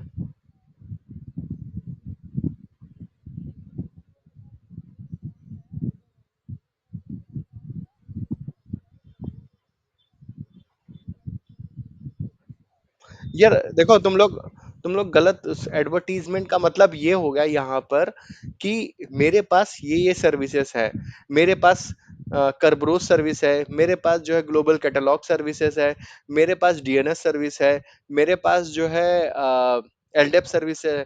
ठीक है। रिक्वेस्ट, देखो दो चीजें होती हैं, एक होती है रिक्वेस्ट, रिक्वेस्ट कौन इनिशिएट करेगा? Client computer. रिक्वेस्ट किस टाइप की रिक्वेस्ट होगी? वो कहेगा मेरे को रिक्वेस्ट चाहिए डीएनएस, मैं रिक्वेस्ट कर रहा हूँ डीएनएस की, तो वो रिक्वेस्ट डीएनएस के लिए जाएगी। ठीक है। अब मान लो डोमेन कंट्रोलर के ऊपर डीएनएस नहीं है, तो वो उस डोमेन कंट्रोलर पे क्यों जाएगी रिक्वेस्ट? तुम्हारे पास, तुम्हारे हाथ में ऑप्शन है, तुम डोमेन कंट्रोलर के ऊपर डीएनएस रखना चाहते हो या नहीं रखना चाहते हो। तुम उस डोमेन कंट्रोलर के ऊपर जीसी रखना चाहते हो, जीसी मतलब हो गया ग्लोबल कैटलॉग, रखना चाहते हो नहीं रखना चाहते हो, तुम्हारे हाथ में। करेक्ट। तुम अनटिक कर दो जब इसको इंस्टॉल कर रहे हो, तो अब वो रिक्वेस्ट उसके पास जाएगी नहीं। इसलिए यहाँ पर एसआरवी रिकॉर्ड्स का पूरा काम होता है। एसआरवी रिकॉर्ड्स उस कंप्यूटर को बताते हैं भाई ये सर्विसेज मेरे पास है, मैं डोमेन कंट्रोलर हूँ, मेरे पास ये सर्विसेज हैं, अगर तुम्हें इनमें से कोई चाहिए तो मेरे पास आना। तो वो रिक्वेस्ट उसी बिहाफ पे ही जाती है। हाँ। ठीक है। अब वो कैसे पता चलता है? वो कैसे पता चलता है? जैसे ही तुम होस्ट रिकॉर्ड की एंट्री बनाते हो, वहां पे बना दिया तुमने, डोमेन में एक मशीन को ज्वाइन किया, डोमेन में मशीन ज्वाइन है, इसका मतलब ये हो गया कि वो मशीन ट्रस्टेड है। करेक्ट। कोई भी, अब डोमेन डोमेन में सर्वर, डोमेन कंट्रोलर और क्लाइंट के बीच में एक ट्रस्ट कनेक्शन बन जाता है। ठीक है। ट्रस्ट कनेक्शन ये आपको पता ही होगा। ट्रस्ट कनेक्शन, जो भी मशीन मशीन डोमेन में है वो क्लाइंट मशीन हो गई। हम यहाँ पे क्लाइंट मशीन ले रहे हैं। क्लाइंट मशीन या फिर सर्वर भी हो सकता है, क्योंकि डोमेन डोमेन में कोई भी सर्वर भी हो सकता है, कोई भी क्लाइंट भी हो सकता है, कुछ भी हो सकता है। बट क्लाइंट पे क्या होता है कि सबसे ज्यादा लॉगिन वॉगिन सबसे ज्यादा क्लाइंट मशीन पे ही होते हैं, जो यूजर लॉगिन करता है। तो हम अभी क्लाइंट वाला सिनेरियो लेते हैं। अब तुम्हारा, मान लो तुम लॉगिन हो अपने कंप्यूटर पे, तुम्हारा मन है कि मैं डीएनएस यूज करना चाहता हूँ, तुमने तो कुछ भी लिख दिया डीएनएस के लिए। अब वो रिक्वेस्ट बैकग्राउंड में किस डोमेन कंट्रोलर के पास जाएगी? उसी डोमेन कंट्रोलर के पास जाएगी, क्योंकि ना एक्टिव डायरेक्टरी खुद ही इतना इंटेलिजेंट है, या फिर तुम्हारा कंप्यूटर भी अब इतना इंटेलिजेंट हो गया, वो जान गया है कि किसके पास रिक्वेस्ट भेजनी है। जो तुम्हारा प्राइमरी डीएनएस पड़ा हुआ है, जनरली उसी के पास जाएगी। बट अगर वो सर्विस उसके पास नहीं हुई, देन क्या होगा? नेक्स्ट, वो सेकेंडरी डीएनएस के पास जाएगी। तो इस सिनेरियो में क्या होता है कि पहले ही डोमेन कंट्रोलर एडवर्टाइज कर देते हैं कि ये मेरे पास सर्विस है, अगर आपको चाहिए तो आप मेरे पास आइए। तो बट पहले लेकिन रिक्वेस्ट किसके पास जाएगी? जो भी प्राइमरी होगा। और प्राइमरी जो होता है जनरली उसके पास तभी जो है सारी सर्विसेज पहले से ही दे दी जाती हैं, कि डीएनएस भी उसके ऊपर रखा जाता है, जीसी भी उसी के पास रखा जाता है। अगर आपका, जैसे मैंने लास्ट वीडियो में ही बताया था, अगर आपके पास मल्टीपल डोमेन्स हैं, मल्टीपल डोमेन है, देन आपको जीसी हर डोमेन कंट्रोलर के ऊपर रखना है। ठीक है। तो यहाँ पर हम जो ना, जब ये करते हैं, यहाँ पर क्या है, ये डिबग्स लॉग्स हैं। डिबग्स लॉग्स में आपको कुछ भी, जैसे इस डोमेन कंट्रोलर के ऊपर कोई भी इन और आउट की जो भी रिक्वेस्ट चाहिए आपको, जनरली हमें इन की रिक्वेस्ट चाहिए, क्योंकि डीएनएस के पास सब रिक्वेस्ट इन के लिए क्यों चाहिए ये आपको समझ में आ गया, क्योंकि डीएनएस सिर्फ देगा आपको। करेक्ट। डीएनएस इंफॉर्मेशन आपको देगा, या तो आपको आईपी देगा या नाम देगा या एसआरवी रिकॉर्ड देगा, देगा वो, क्योंकि उसका डेटाबेस है। करेक्ट। तो यहाँ पर जो भी आपको लॉग्स चाहिए कि किस कंप्यूटर ने भेजा है, तो वो आप इसको इनेबल करके आप निकाल सकते हो। इस फाइल का नाम देना पड़ेगा और ये फाइल स्टोर होगी जहाँ पे डीएनएस का डेटाबेस होगा। डीएनएस का डेटाबेस मे बी आपको पता हो ना पता हो, but by default C drive में सिस्टम 32 के अंदर डीएनएस फोल्डर के अंदर जाके ये डेटा सेव हो जाएगा। बट ये फाइल क्या होती है, अगर आप प्रोडक्शन में कर रहे हो तो डीएनएस के ऊपर थाउजेंड्स रिक्वेस्ट आती हैं विद इन अ मिनट। अगर आपके एनवायरनमेंट के ऊपर भी डिपेंड करता है। जैसे यहाँ पर क्या है, सिर्फ डोमेन कंट्रोलर बनाया हमने, जो लैब में बनाते हैं हमने डोमेन कंट्रोलर बनाया, अब उसके ऊपर कितने लॉग्स आएंगे? आप ही सोचो, कोई कोई कोई है ही नहीं ना, मशीन ही नहीं है जो रिक्वेस्ट भेज सके या डीएनएस से रिकॉर्ड मांगे, तो इतने ज्यादा रिकॉर्ड्स नहीं बनेंगे। बट ये यहाँ पर हम ये तभी इनेबल करते हैं जब हम जानना चाहते हैं कि इस डोमेन कंट्रोलर के ऊपर कौन कौन रिक्वेस्ट भेज रहा है। इसको इनेबल करने के बाद ये एक फाइल बना देगा, उस फाइल को हम चेक कर सकते हैं कि कौन कौन रिक्वेस्ट भेज रहा है। यहाँ पर अगर ये हमने फाइल बना भी दी, ठीक है, इसके लिए कमांड भी होती है इस फाइल को क्रिएट करने के लिए। फिर उसके बाद आपको डीएनएस की सर्विस चलाना पड़ेगा, देन ये जो है ना फाइल काम करेगी। अभी नहीं काम करेगी, डीएनएस की सर्विस इसके लिए इंपॉर्टेंट है रन करना। ठीक है, थ्रू कमांड भी आप कर सकते हो इसको। समझ में आ गया भाई अभी आपको? जो एसआरबी रिकॉर्ड्स होते हैं, देखो, एक जो सबसे इंपॉर्टेंट चीज है यहाँ पर ये समझना कि जो रिक्वेस्ट हमारी आती है डीएनएस के लिए, जो फ्लो होता है रिक्वेस्ट का, वो ऊपर से नीचे जाता है। ठीक है, मतलब सबसे पहले फॉरवर्डर के पास जाएगी, रिवर्स पर उसका काम क्या है वो नहीं, यहाँ पे रिक्वेस्ट का काम क्या है वो इंपॉर्टेंट है। ठीक है, ऊपर से नीचे जाएगी, बट अब रिक्वेस्ट होस्ट रिकॉर्ड के लिए तो रिवर्स में जाएगी क्यों? मेरी बात समझे? होस्ट रिकॉर्ड के लिए है, रिक्वेस्ट को क्या चाहिए, सिर्फ होस्ट आईपी के थ्रू वो नाम चाहता है। तो यहाँ पे क्या है, रिक्वेस्ट ही जनरेट हुई है होस्ट रिकॉर्ड के लिए, तो डीएनएस खुद ही इंटेलिजेंट है, उसको पता है होस्ट रिकॉर्ड कहाँ मिलेगा, तो फॉरवर्डर में मिलेगा। बट रिक्वेस्ट जो ट्रेवल होगी वो ऊपर से नीचे होगी। मान लो यहाँ पर नहीं मिला, यहाँ पर जोन्स में नहीं मिला, देन वो किसके पास जाएगा? रिवर्स में नहीं जाएगा, फिर वो सीधा चला जाएगा कंडीशनल फॉरवर्डर के पास। ठीक है, कंडीशनल फॉरवर्डर के बाद किसके पास जाएगा? देन उसके पास जाएगा वो फॉरवर्डर के पास। अब यहाँ पे नाम, मान लो आप नाम ढूंढना चाह रहे हो किसका, google.com। google.com यहाँ पे तो होगा ही नहीं, क्योंकि ये हमारी जो डोमेन है ये हमारी इंटरनल डोमेन है। google.com हमारा क्या है, पब्लिक है। आपने क्या लिखा, 8.8.8 लिखा। अब 8.8.8 लिखा, तो आपने एनएस लुकअप किया। अब उस वाली रिक्वेस्ट में क्या है, आपने आईपी डाला है, आपको चाहिए नेम, करेक्ट? तो वो नेम नेम कहाँ मिलेगा उसको, मतलब एज google.com इसमें मिलेगा नहीं, बट नेम कहाँ कहाँ मिल सकता है, मैं वो जानना चाहता हूँ, किन किन जोन में मिल सकता है उसको। आप लोग बताओ। देखो, फॉरवर्ड जोन्स में हम नाम बनाते हैं, करेक्ट? आईपी किस में डालते हैं हम? रिवर्स जोन में। तो रिवर्स जोन में कोई लॉजिक नहीं है जाने का। रिवर्स जोन का काम क्या होता है? IP to name.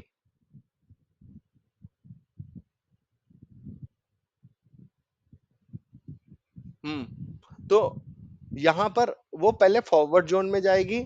ठीक है, फॉरवर्ड जोन में चेक करेगी कि यहाँ पर जैसे मैंने xyz.com बनाया हुआ है, वैसे ही वो चेक करेगी कि यहाँ पे google.com करके कुछ है या नहीं है। ठीक है, तो यहाँ पर उसको google.com करके कुछ मिला नहीं। ठीक है, यहाँ पर अगर google.com की मैं एक जोन बना दूं, ठीक है, फेक जोन बना दूं, तो ये देखना कभी ये आगे रिजॉल्व ही नहीं करेगा। google.com फेक जोन बना के फेक डीएनएस रिकॉर्ड अंदर बना दूं, तो वो यहीं पे स्टॉप हो जाएगा, आगे बढ़ेगा ही नहीं इस कंप्यूटर की रिक्वेस्ट। फिर उसके बाद वो जाएगा कंडीशनल फॉरवर्डर के पास। कंडीशनल फॉरवर्डर पे जैसे हमने यहाँ पे इंडिया.com बनाया, वैसे ही मैंने बना दिया google.com। कंडीशनल फॉरवर्डर में हम आईपीज डालते हैं कि वो कहाँ जाए रिक्वेस्ट। जैसे यहाँ पे मैंने 8.8 डायल, तो यहाँ पर इंडिया.com की कोई रिक्वेस्ट आएगी वो कहाँ भेज देगा? 8.8.8 पे। ठीक है, फिर अगर ये यहाँ पर नहीं हुई, फिर उसके बाद वो जाता है फॉरवर्डर पे। ठीक है, फॉरवर्डर पे पहुंचा, फॉरवर्डर पे रिक्वेस्ट, फॉरवर्डर पे रिक्वेस्ट क्या होती है, यहाँ पे जो मैच नहीं हुई, यहाँ पे जो मैच नहीं हुई, वो जाती है रिक्वेस्ट फॉरवर्डर पे। अगर फॉरवर्डर उसको सॉल्व नहीं कर पाया, तो ये बाय डिफॉल्ट टिक होता है, ये जाती है किसके ऊपर? Root hint. रूट हिंट हमारे 13 सर्वर होते हैं। रूट हिंट सर्वर्स आपको पता होगा, रूट हिंट सर्वर्स ये हमारे रूट हिंट सर्वर्स हैं, इनके पास चली जाएगी जो कि 13 रूट हिंट सर्वर्स हैं हमारे। ठीक है,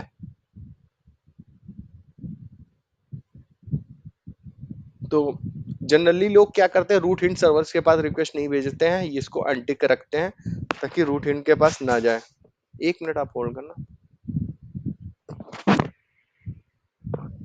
हेलो, हेलो। हाँ, क्या? क्या? मैं बोला था 3:30 बजे करूंगा। रुक जाओ 5।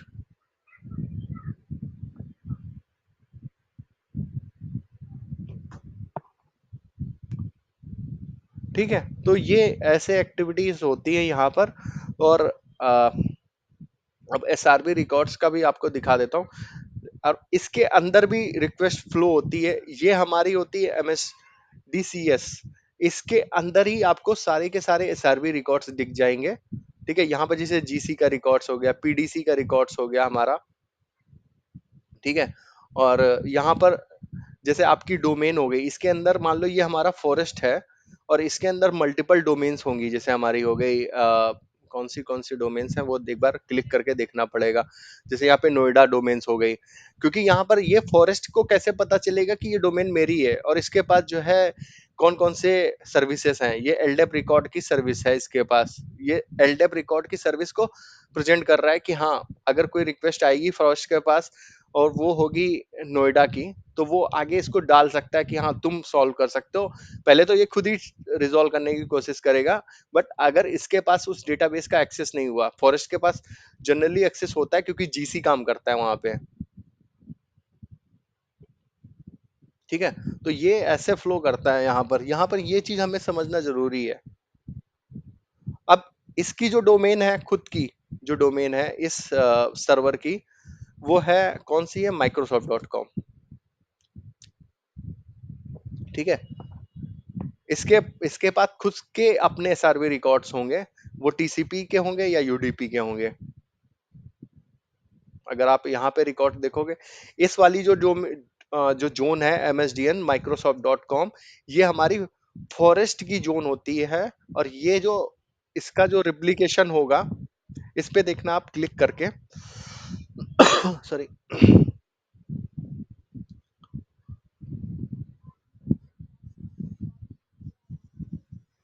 क्या? हाँ हाँ, नहीं वैसे भी मैं 10 मिनट में फिनिश कर रहा हूँ इसको, बाद में मिल जाएगा आपको, मैं रिकॉर्ड कर रहा हूँ। ठीक है, तो अ, ये मैं आपको बहुत अच्छे से बताऊंगा नेक्स्ट वीडियो में, क्योंकि ये ना डीएनएस डीएनएस आप मान लो इतना सबसे ज्यादा इंपॉर्टेंट डीएनएस है एक्टिव डायरेक्टरी में। अगर आप एक्टिव डायरेक्टरी 50% है, तो डीएनएस भी 50% इंपॉर्टेंट है। ठीक है, तो डीएनएस जो जोन होती है हमारी रिप्लिकेट होती है, वो फॉरेस्ट वाइड ये जोन हो रही है। ठीक है, और ये जोन अगर आप इसको डोमेन वाइज कर दो ना, तो आपका डीएनएस क्रैश हो जाएगा, आपकी आधी की आधी रिक्वेस्ट बंद हो जाएगी। यहाँ पर ऑप्शन भी आते हैं। ये फॉरेस्ट वाइड क्यों होनी चाहिए, ये बहुत इंपॉर्टेंट है जानना। या ये हमारी सबसे पहली जोन होती है जो कि सारे के सारे डोमेन कंट्रोलर पे होगी है, जितने भी आप इस डोमेन कंट्रोलर लाओगे यहाँ पर, क्योंकि ये जोन ही सबसे पहले मैंने बताया ना ऊपर से नीचे जाती, तो सबसे पहली कौन सी जोन आई, यही वाली आई फॉरवर्डर में। तो जैसे ही इस जोन के पास आई रिक्वेस्ट, अगर इस जोन को आप फॉरेस्ट वाइज ट्रेवल नहीं कराओगे या डोमेन वाइज कर दोगे, तो मान लो जिस डोमेन कंट्रोलर के पास ये जोन नहीं होगी, उसको पता ही नहीं चलेगा मेरा फॉरेस्ट में है क्या। डी यहाँ पर किसके टर्म्स में नहीं पता चलेगा, डीएनएस के टर्म्स में। ठीक है, डीएनएस डीएनएस का काम क्या है, वो अलग काम है, एडी का काम अलग है। डीएनएस का काम आपको बिल्कुल क्लियर है, क्या करता है डीएनएस, ईडी क्या करता है वो भी आपको क्लियर है। करेक्ट। तो ये जो देखो आप, ये आप ना रिकॉर्ड छोड़ो, ये ब्रॉड वे में अभी कंसेप्ट समझो। रिकॉर्ड्स आपको 2 मिनट लगेगा समझने में क्या होते हैं। रिकॉर्ड्स इतनी बड़ी चीज नहीं है, इंपॉर्टेंट है हमें कंसेप्ट समझना कि फ्लो कैसे होता है। और रिकॉर्ड्स पे मैंने वीडियो बनाया है, आपको उससे पढ़ सकते हो, उसमें इतना बड़ा काम नहीं है। मेन है यहाँ पर आपको ये समझना कि ये एमएसडीएन जोन हमारी कैसे काम करती है।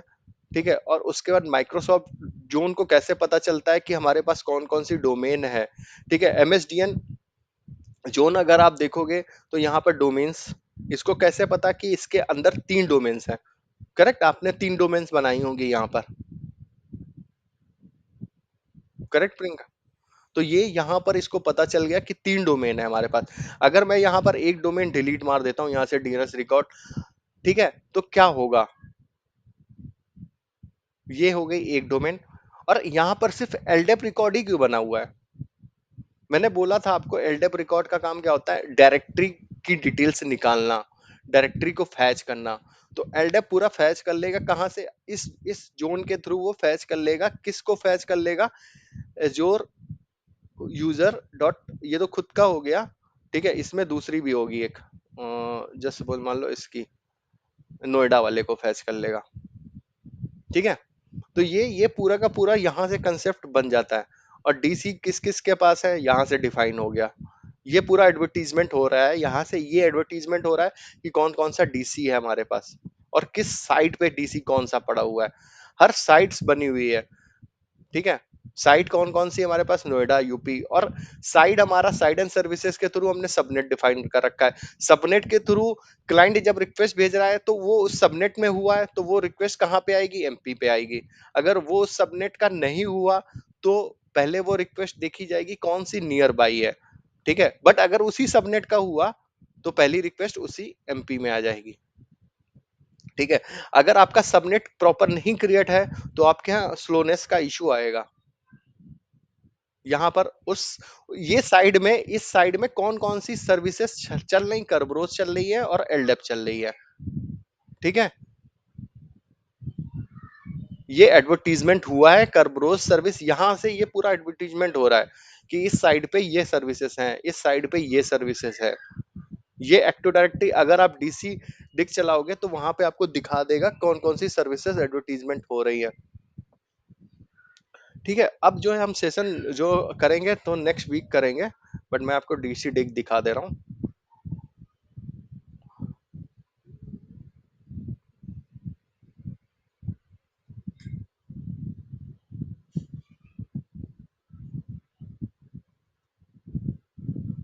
ठीक है, तो इसमें आप देख सकते हो कि एडवर्टीजमेंट भी एक लिखा होगा कौन कौन सा।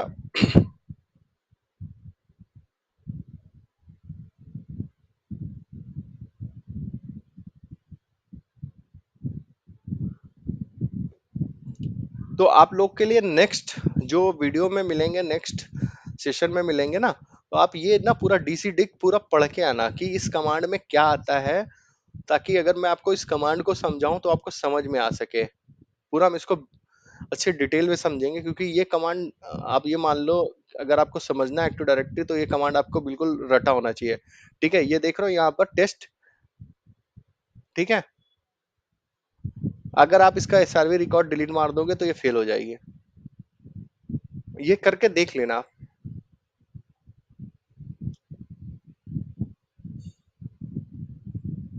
तो सबसे पहले क्या कर रहा है, वो एडवर्टाइज कर रहा है, किसको कर रहा है, यूपी एजोर को, ठीक है? यहाँ पर एक एक कमांड लाइन का मतलब समझना आप। देखो प्रॉब्लम सॉल्व आप तभी कर पाओगे जब वो कमांड का मतलब पता होगा कि ये क्या कर रहा है। यहाँ पर जैसे केसीसी इवेंट जनरेट हो रहा है तो क्या कर रहा है, सिस वॉल चेक कर रहा है तो क्या कर रहा है, डीएफएसआर इवेंट जनरेट हुआ तो क्या कर रहा है वो डीएफएसआर को यूज करके, एफआरएस में कोई इवेंट जनरेट नहीं हुआ, तो ये सारी चीजें आप कैसे समझोगे? और ये जो ना सबसे इंपॉर्टेंट कमांड है पूरे एक्टिव डायरेक्टरी की, सबसे इंपॉर्टेंट कमांड है एक्टिव डायरेक्टरी की हेल्थ चेक करने के लिए, डीसीडेक, ठीक है? तो हम लोग नेक्स्ट सेशन में मिलते हैं। अभी दिवाली का है फेस्टिवल तो अभी मेरे यहाँ भी कोई गेस्ट आए हुए हैं, तो नेक्स्ट टाइम मिलते हैं और समझते हैं हम फिर आगे इसको, ठीक है? तो अभी तक होपफुली आप लोगों को समझ में आया होगा आज का सेशन, कोई प्रॉब्लम तो नहीं है?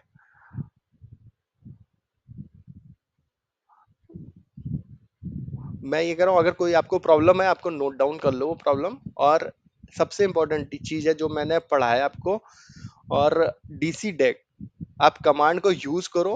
आपके पास लैब है, नहीं है लैब तो आप गूगल पे जाके डीसी डेक कमांड का सर्च करो कि वो करती क्या है, ताकि अगर मैं आपको पढ़ाऊँ, अगर आप थोड़ा-सा पढ़ लोगे ना, जब मैं आपको बताऊँगा, तो आपको कन्फ्यूज़न नहीं रहेगा। आप ये भी जान सकोगे आप क्वेश्चन पूछोगे या क्या क्वेश्चन पूछोगे, क्योंकि आपके दिमाग में वो थॉट बन चुका है। तो इसलिए ना थोड़ी इन्फॉर्मेशन पहले होना ज़रूरी है। मैंने लास्ट भी जैसे वीडियो में बताया था एडवर्टाइज़मेंट पढ़ लेना, तो शायद आप लोग पढ़ के नहीं आए होंगे या आई डोंट नो, मतलब क्योंकि ये कांसेप्ट एडवर्टाइज़मेंट वाला अब बहुत कम अवेलेबल है इंटरनेट पे भी, क्योंकि जिसने ये यूज़ किया उसको समझ में आएगा। ठीक है? तो नेक्स्ट अगर आपको नहीं समझ में आया अभी भी स्टिल, तो हम नेक्स्ट वीडियो में फिर से इसको डिस्कस कर लेंगे। डीसी डेक आप पढ़ लेना, बहुत इंपॉर्टेंट कमांड है वो। उस पे भी हम डिस्कस 17 चेक्स 17 चेक्स करता है डीसी डेक। ये रिकॉर्ड कर रहा हूँ मैं, 17 चेक्स करता है डीसी डेक, वो हम नेक्स्ट वीडियो में जानेंगे क्या क्या करता है। और डीसी डेक बहुत इंपॉर्टेंट है कमांड, मतलब अगर आप उसको समझ लिया तो आप समझ लो 5% आपने एक्टिव डायरेक्टरी में की ट्रबल शूटिंग डीसी डेक से थ्रू आप रिजॉल्व कर सकते हो, 5 या 10% में। ठीक है, okay, bye, happy Diwali everyone. हाँ, हैप्पी दिवाली, बाय।